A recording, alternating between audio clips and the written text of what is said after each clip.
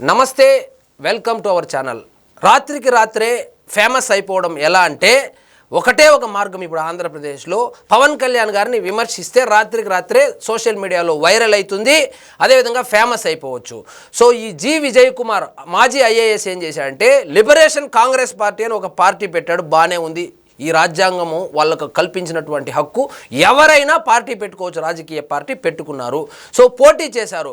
ఒకవేళ ఉదాహరణకు ఈ వీడియో చేస్తున్నటువంటి నేను కానీ, ఈ వీడియో చూస్తున్నటువంటి మీరు కానీ ఏదైనా ఒక నియోజకవర్గంలో, మీ నియోజకవర్గంలో మీరు, నా నియోజకవర్గంలో నేను పోటీ చేస్తే అట్లీస్ట్ మన వాట్సాప్ గ్రూప్లో ఉన్నటువంటి వాళ్ళైనా ఓట్లు వేస్తే దాదాపు 500-600 ఓట్లైనా మన పేరు మీద పడుతుంది. ఎందుకంటే మనము ప్రధాన పార్టీకి సంబంధించినటువంటి వాళ్ళము కాదు కాబట్టి మనకే 500-600 ఓట్లు పడుతుంది. అలాంటిది విజయ్ కుమార్ అనే వ్యక్తి పోటీ చేస్తే వచ్చినటువంటి ఓట్లు ఏంటంటే 420 పైచిలకు ఓట్లు మాత్రమే వచ్చింది. సో పార్టీ పెట్టి ఫేమస్ అవుదాం అనుకున్నాడు, అది కుదరలేదు. కాబట్టి ఇప్పుడు పవన్ కళ్యాణ్ గారి మీద కేసు వేసి ఫేమస్ అవుదామని చెప్పి కేసు వేసాడు. అదేం కేసు అంటే ఆయన ఉప ముఖ్యమంత్రిగా సినిమాల్లో నటించకూడదు, ఆయన అధికార దుర్వినియోగానికి పాల్పడుతున్నాడు, ఆయన ఉప ముఖ్యమంత్రిగా ఉండి, మంత్రిగా ఉండి, పిఠాపురం ఎమ్మెల్యేగా ఉండి సినిమాల్లో నటించడం తప్పని చెప్పి ఓ కోర్టులో కేసేస్తే ఆ కేసుకు సంబంధించి అడ్వకేట్ జనరల్ దమ్మలపాటి శ్రీనివాస్ ఎవరైతే ఉన్నారో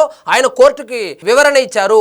ఈ కేసుకు సంబంధించి మంత్రులు కానీ, ముఖ్యమంత్రులు కానీ, వాళ్ళు మంత్రులుగా ఉన్నా, ముఖ్యమంత్రులుగా ఉన్నా సినిమాలు చేసుకోవచ్చు అని చెప్పి ఈ కేసుకు సంబంధించి సీనియర్ ఎన్టీఆర్ గారు ఎవరైతే ఉన్నారో, నందమూరి తారక రామారావు గారు ముఖ్యమంత్రిగా ఉన్నప్పుడు ఆయన సినిమాలు చేసినప్పుడు ఆయన మీద కేసు వేస్తే అప్పుడు హైకోర్టులో వచ్చినటువంటి తీర్పును ప్రస్తావిస్తూ ఆ తీర్పుని రెఫరెన్స్గా తీసుకొని ఎవరైనా ముఖ్యమంత్రి అయినా, ప్రధానమంత్రి అయినా లేదా మంత్రి అయినా వాళ్ళ వృత్తి ఏదైతే ఉందో ఆ వృత్తి ఒకవేళ కనుక నటన అయితే చేసుకోవచ్చు అని చెప్పి ఆయన అయితే కోర్టుకు వివరణ ఇచ్చారు. కోర్టు వాదనలు విన్న తర్వాత ఈ కేసుకు సంబంధించి ఆ కేసు వేసినటువంటి విజయ్ కుమార్ ఎవరైతే ఉన్నారో ఆయన తరపు అడ్వకేట్కి 15వ తారీఖు లోపు మీరు పవన్ కళ్యాణ్ గారు అధికార దుర్వినియోగానికి పాల్పడ్డారని చెబుతా ఉన్నారు కదా, దానికి సంబంధించినటువంటి ఆధారాలు ఖచ్చితంగా మీరు కోర్టుకు సమర్పించాలి, సమర్పించకపోతే కఠిన చర్యలు ఉంటుందని కూడా చెప్పడం జరిగింది.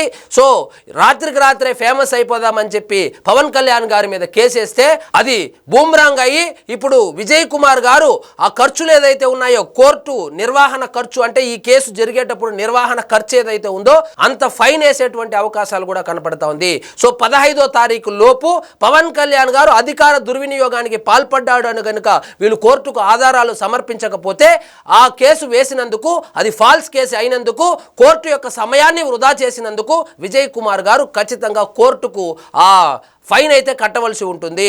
ఆయన చేసినటువంటి ఆరోపణలు ఏంటంటే హరిహర వీరమల్లు అనేటువంటి సినిమాకు సంబంధించి ప్రమోషన్లు చేసేటప్పుడు అధికార దుర్వినియోగానికి పాల్పడ్డాడని, ఒక ఉప ముఖ్యమంత్రిగా ఉండి ఆయన సినిమాను ప్రమోట్ చేసుకున్నాడని, అదేవిధంగా సినిమా టికెట్ల విషయంలో ఉప ముఖ్యమంత్రి కాబట్టి టికెట్ల రేట్లు పెంచుకున్నాడని చెప్పి దీనికి సంబంధించి పవన్ కళ్యాణ్ గారు ఎప్పుడో ఎక్స్ప్లెనేషన్ కూడా ఇచ్చాడు.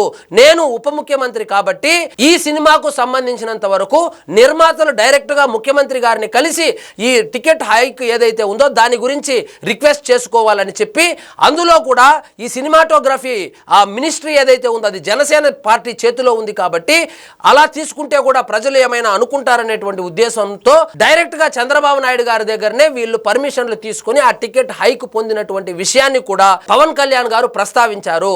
సో ఇవన్నీ తెలుసుకోకుండా, రోజు పేపర్లు చదవకుండా, అదేవిధంగా రోజు సాక్షి పేపర్లు చదివి ఏమనుకుంటున్నారంటే పవన్ కళ్యాణ్ గారు ఉప ముఖ్యమంత్రి కాబట్టి ఆయన సినిమాకు ఆయనే రేట్లు పెంచేసుకున్నాడని చెప్పి భావించి వాళ్లకు సరైన ఆధారాలు కూడా చేతిలో లేకుండా, వాస్తవాలు తెలియకుండా కోర్టులో అయితే కేసు వేయడం జరిగింది. ఈ కేసుకు సంబంధించి నందమూరి తారక రామారావు గారు అప్పట్లో ముఖ్యమంత్రిగా ఉన్నప్పుడు చేసినటువంటి సినిమాలు ఉన్నాయో దాని గురించి ప్రస్తావించి అప్పట్లో హైకోర్టు చెప్పినటువంటి తీర్పు ఏదైతే ఉందో, సో ముఖ్యమంత్రి అయినా, ప్రధానమంత్రి అయినా, మంత్రి అయినా వాళ్ళ పని ఏదైతే ఉందో ఒకవేళ వాళ్ళది కనుక వృత్తి నటన అయితే చేసుకోవడంలో తప్పు లేదని అప్పుడు తీర్పు రావడం, ఆ తీర్పును ఆయన కోర్టు ముందు ఉంచడంతో కోర్టు అయితే కనుక సినిమాల్లో నటించడం తప్పు లేదు, ఇప్పుడు అధికార దుర్వినియోగం అంటున్నారు కదా, అధికార దుర్వినియోగానికి సంబంధించి ఖచ్చితంగా ఆధారాలు సమర్పించండి అని చెప్పి 15వ తారీఖు వరకు 15వ తారీఖు మళ్ళీ హీరింగ్ ఉంది.